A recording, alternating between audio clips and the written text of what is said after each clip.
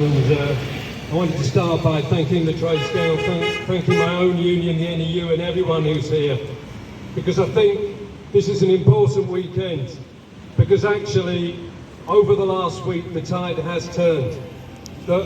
Thousands of people have mobilised. You may have seen the massive turnouts in places like Brighton, in places like Walthamstow, right across the country, and we're part of that.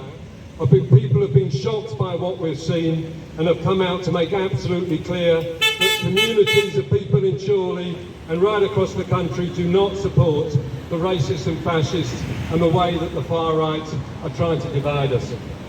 I was in Lancaster last Sunday, where again the anti-racists completely outnumbered the small number of racists who turned up there, some from Lancaster, some who'd come in from outside. And there was a banner there that had been brought along by one of our demonstrators that said, "How dare you hijack the grief of the parents of Southport for your hatred and lies?" And I think that said it all.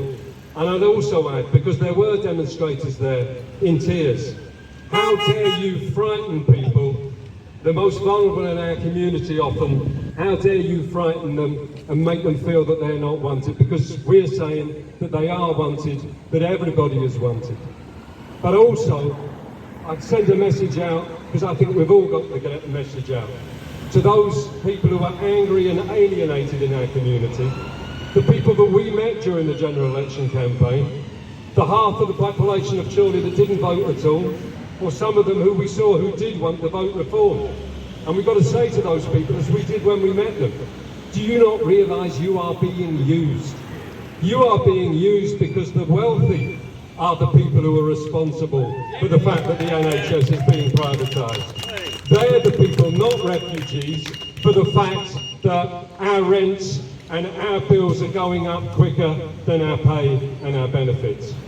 And as an old tenet of the trade union movement that many of us are here from, that says, united we stand, divided we fall, and that's the message that we've got to remember. And a couple of last points, though I'd also want to say to our politicians that you've got to take that message, that there is plenty of wealth in society. And so you've got to tackle that anger, and you've got to tackle that alienation. We need homes being built. We need the funding for schools. We need the funding for our NHS. And that is your responsibility as well as your response, the response that we're bringing. But a very final point. When I stood in this election, on a few doors, people said, "You're not from round here, are you?" Strangely, no, I'm from South East London. And I've had to live through a previous, if you like, wave of people turning towards the far right.